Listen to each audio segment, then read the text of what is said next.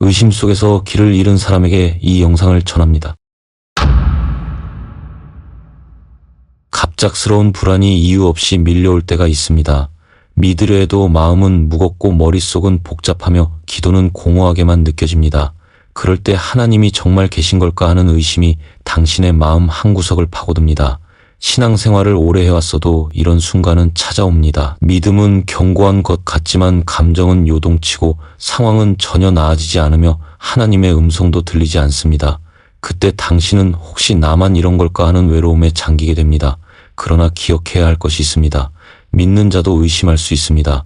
성경은 그런 순간을 정죄하지 않습니다. 오히려 하나님은 당신의 의심마저도 품고 기다리십니다. 오늘 당신이 가장 먼저 붙잡아야 할 언약은 이것입니다. 내가 결코 너를 버리지 아니하고 너를 떠나지 아니하리라. 히브리서 13장 5절 말씀입니다. 이 말씀은 단지 위로의 문장이 아닙니다. 하나님의 의지이며 약속이며 언약입니다. 감정이 흔들릴지라도 상황이 혼란스러울지라도 하나님의 이 약속은 변하지 않습니다.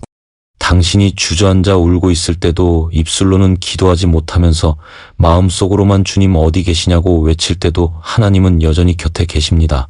우리는 가끔 하나님의 임재를 감정으로 측정하려 합니다.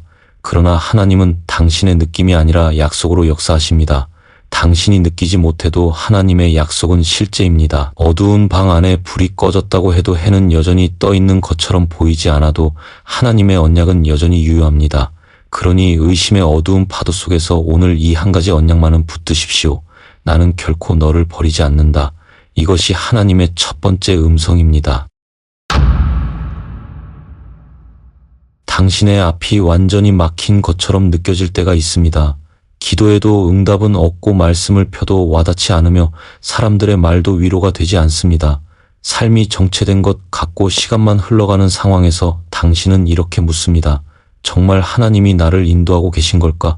혹시 내가 잘못된 길에 서 있는 건 아닐까? 이런 질문은 단순한 궁금증이 아니라 의심이라는 깊은 그림자의 언어입니다. 그러나 하나님은 이런 상황 속에서도 분명한 언약 하나를 당신에게 주셨습니다. 너희를 인도할 이는 여호와이시니 그는 너를 의롭 길로 인도하시며 그의 양 무리는 그의 음성을 듣는다. 하나님은 당신의 인도자이십니다. 당신이 목적지를 모를 때도 하나님은 당신의 다음 걸음을 알고 계십니다. 당신이 멈추고 있을 때도 하나님은 여전히 일하고 계십니다. 어쩌면 지금은 당신이 걸어야 할 때가 아니라 멈춰야 할 때인지 모릅니다. 눈에 보이는 길이 없을지라도 하나님의 길은 항상 사람의 길과 다릅니다. 성경은 말합니다. 여호와는 광야에서도 길을 내시고 사막에서도 강을 내신다. 그것이 하나님의 방식입니다. 우리 눈에는 전혀 길이 없어 보이는 그 자리에서 하나님은 새로운 길을 만드십니다. 당신은 지금 길을 잃은 것이 아닙니다. 단지 다음 계단이 보이지 않을 뿐입니다. 하나님은 한꺼번에 인생의 전부를 보여주지 않으십니다. 오늘 하루의 걸음을 맡기고 따라오라고 하십니다. 그것이 신뢰이고 그것이 인도입니다. 당신의 다음 계단을 보여주실 때까지 이 언약을 붙드십시오. 하나님은 나를 인도하신다. 보이지 않아도 그분은 길을 열고 계신다. 이것이 하나님의 두 번째 음성입니다. 당신은 분명 기도하고 있는데 아무 일도 일어나지 않는다고 느낍니다. 기도의 자리에서 눈물은 흐르는데 하늘은 닫혀 있는 것처럼 느껴지고 시간만 흐를 뿐 변화는 일어나지 않습니다. 그럴 때 당신은 이런 생각에 사로잡힙니다. 내가 기도를 잘못하고 있는 건 아닐까? 하나님이 나를 외면하신 건 아닐까? 침묵이 길어질수록 의심은 더 깊어지고 신앙은 점점 마르고 메마릅니다. 그러나 반드시 기억해야 할 언약이 있습니다. 내가 내게 부르짖는 날에 주께서 응답하시고 내 영혼에 힘을 주어 나를 강하게 하셨나이다. 하나님은 당신의 기도에 응답하지 않으시는 것이 아니라 당신이 생각한 방식이 아닌 하나님의 방식으로 응답하고 계십니다. 침묵은 거절이 아닙니다. 기다림은 방치가 아닙니다. 때로 하나님은 응답보다 당신을 먼저 빚고 계십니다. 기도의 열매는 응답 이전의 인격 안에서 먼저 익습니다. 하나님은 기도하는 당신을 외면하지 않으십니다. 오히려 가장 깊이 당신을 주목하고 계십니다. 당신의 한숨 한 줄 기도마저도 하늘에 기록되고 있으며 당신의 눈물은 하나님의 병에 담기고 있습니다. 하나님은 오늘도 말씀하십니다. 내가 내 기도를 듣고 있다. 응답하고 있다. 지금 너는 느끼지 못하더라도 나는 너를 위해 일하고 있다. 그러니 지금 포기하지 마십시오. 침묵은 하나님의 무관심이 아닙니다. 하나님의 언약은 응답의 형태로 반드시 드러납니다. 의심의 소음 속에서도 오늘 이 언약을 붙드십시오. 하나님은 내 기도를 듣고 계신다. 이것이 하나님의 세 번째 음성입니다. 실수했을 때 가장 먼저 찾아오는 감정은 자책입니다. 그리고 그 자책은 곧 의심으로 이어집니다. 하나님도 나를 실망하셨을 거야. 이젠 나 같은 사람은 버림받았을 거야. 반복되는 죄의 패턴과 무너진 결단 앞에서 당신은 점점 확신을 잃고 믿음조차 스스로 포기하려는 마음에 빠지게 됩니다. 그러나 바로 그때 기억해야 할 분명한 언약이 있습니다. 의인은 7번 넘어질지라도 다시 일어나려니와 하나님은 당신이 넘어졌다는 사실보다 다시 일어날 수 있다는 약속에 관심이 있으십니다. 신앙은 한 번도 넘어지지 않는 것이 아니라 넘어졌을 때 다시 붙드는 것입니다. 당신의 실수는 하나님의 구원을 무너뜨릴 수 없습니다. 하나님의 은혜는 당신의 죄보다 큽니다. 예수 그리스도의 십자가는 단지 과거의 죄만을 위한 것이 아니라 오늘 무너진 자리에서도 유효한 현재형의 구속입니다. 당신이 죄책감에 눌려 주님 앞에 나아가지 못하고 있다면 그것이 바로 사단의 거짓입니다. 하나님은 오히려 지금 이 순간 당신이 다시 나아오기를 기다리십니다. 하나님은 쓰러진 자에게 다시 일어설 기회를 주십니다. 그것이 회복이며 그것이 은혜입니다. 그러므로 오늘 당신이 반드시 붙잡아야 할 언약은 이것입니다. 나는 다시 일어날 수 있다. 하나님이 나를 일으키실 것이다. 당신의 무너짐이 끝이 아니라 하나님의 일으키심이 시작입니다.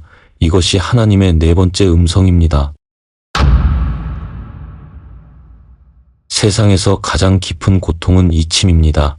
아무도 나를 신경 쓰지 않는 것 같고 어디에도 내 자리가 없는 것 같으며 하나님조차 나를 잊으신 것 같다는 생각이 들 때 마음은 서서히 굳어지고 의심은 더 짙어집니다.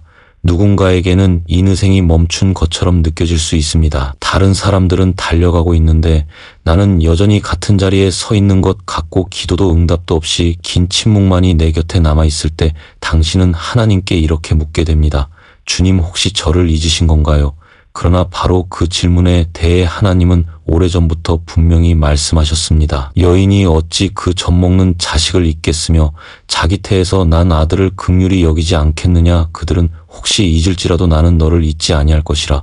이것은 단순한 위로가 아니라 하나님의 본질에 대한 선포입니다. 하나님은 당신을 잊으실 수 없는 분이십니다. 당신은 하나님의 계획 속에 새겨진 존재입니다.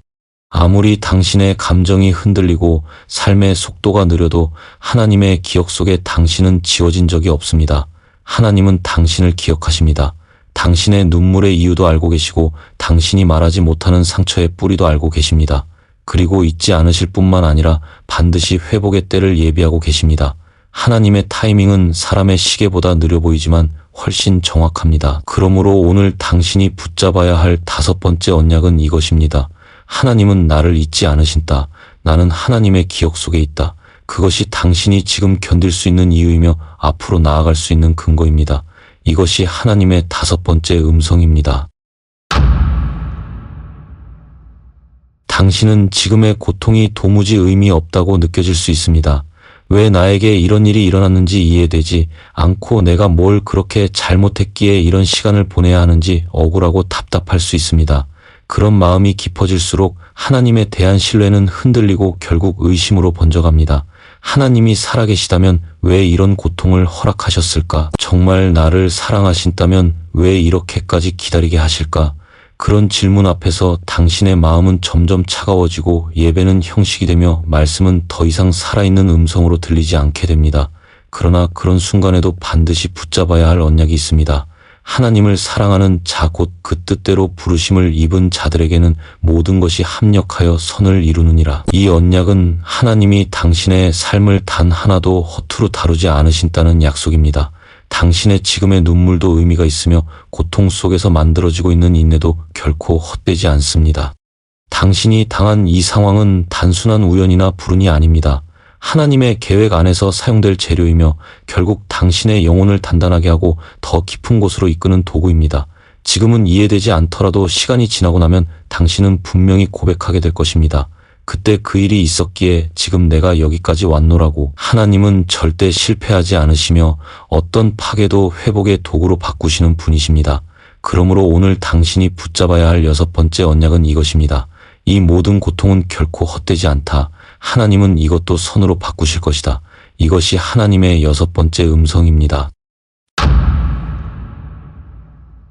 긴 싸움 끝에 가장 무서운 감정은 지침입니다. 더는 기대하지 않게 되고 더는 기도하지 않게 되며 그저 체념한 채 살아가는 삶으로 스스로를 밀어넣게 됩니다. 처음에는 믿음으로 시작했지만 시간이 지나면서 현실의 무게는 더해지고 눈에 보이는 결과는 없고 결국 당신의 마음속에는 이런 속삭임이 찾아옵니다. 괜히 믿은 거 아니었을까? 나는 결국 실패로 끝나는 인생 아닐까? 그럴 때 당신은 신앙의 겉모습은 유지하고 있지만 내면은 이미 무너져 있는 상태입니다. 그러나 바로 그 순간 반드시 붙잡아야 할 마지막 언약이 있습니다. 너희가 세상에서는 환난을 당하나 담대하라. 내가 세상을 이기었노라. 이 언약은 예수님께서 십자가를 앞두고 제자들에게 직접 주신 승리의 선포입니다. 하나님을 믿는다고 해서 환난이 없는 것이 아니라 그 환난을 이기는 능력이 당신 안에 있다는 선언입니다. 당신이 지금 겪는 이 모든 싸움은 결코 무의미하지 않으며 그 끝에는 하나님의 승리가 예비되어 있습니다. 그리고 중요한 것은 이 싸움의 주도권이 당신에게 있는 것이 아니라 이미 이기신 주님께 있다는 사실입니다. 당신은 그분의 승리에 참여하는 자입니다. 이 믿음이 당신을 다시 일으키고 다시 기도하게 하며 다시 나아가게 합니다. 그러니 오늘 반드시 붙드십시오. 나는 이 싸움을 혼자 싸우는 것이 아니다. 주께서 이미 승리하셨다. 이것이 마지막이 아니라 하나님께서 완성하실 시작이다. 이것이 하나님의 7번째 음성입니다. 지금까지 의심이 밀려올 때 붙잡아야 할 7가지 언약을 함께 나누었습니다. 이 언약들은 단지 힘든 순간을 견디기 위한 문장이 아니라 당신의 영혼을 붙들어주는 실제입니다. 하나님은 여전히 말씀하고 계십니다. 당신은 혼자가 아니며 당신의 믿음은 무너지지 않을 것입니다. 주님, 의심의 바다 속에서도 당신의 약속은 반석과 같습니다. 우리의 감정이 흔들릴지라도 당신의 언약은 흔들리지 않음을 믿습니다. 오늘 말씀하신 7가지 음성을 우리의 심령에 새기게 하시고 어떤 상황에도 그 말씀을 붙들며 나아가게 하옵소서. 예수님의 이름으로 기도드립니다. 아멘.